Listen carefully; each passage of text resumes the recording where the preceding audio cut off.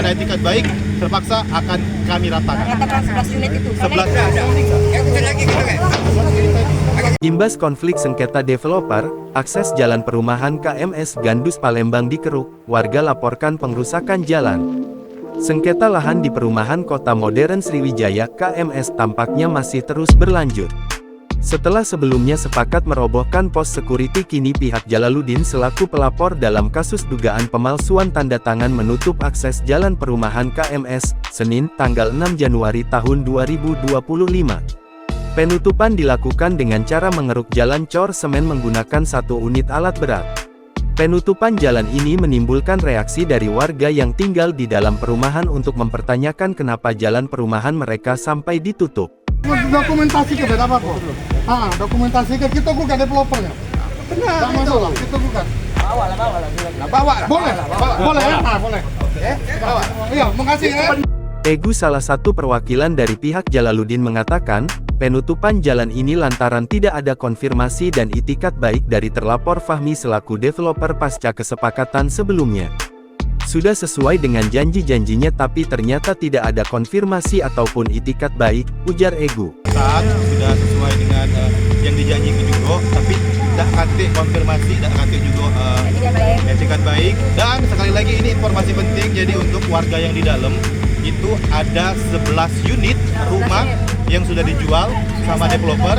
Dan kita kasih waktu lagi untuk 11 unit rumah yang dijual sama developer. Jika 1 minggu tidak ada konfirmasi, tidak ada etikat baik, terpaksa akan kami ratakan. Ratakan 11 unit itu. 11 unit. Jadi 11 unit yang di dalam itu dijual developer, tanah milik kita. Pihaknya masih menunggu itikat baik dari developer dengan memberikan waktu selama 1 minggu. Karena menurutnya ada 11 unit rumah di perumahan KMS dijual oleh pihak developer. Ada 11 unit rumah yang sudah dijual sama developer, kami kasih waktu 1 minggu lagi. Jika tidak ada itikat baik akan kami ratakan juga 11 unit itu. Itu milik kami, katanya. Menanggapi aksi penutupan jalan, Armando Perdana, salah satu warga perumahan KMS, mengatakan warga banyak yang protes kenapa jalan akses perumahan ditutup. Kami sama sekali tidak tahu masalahnya apa. Tiba-tiba pagi ini jalan kami ditutup, kami tidak bisa lewat, ujar Armando.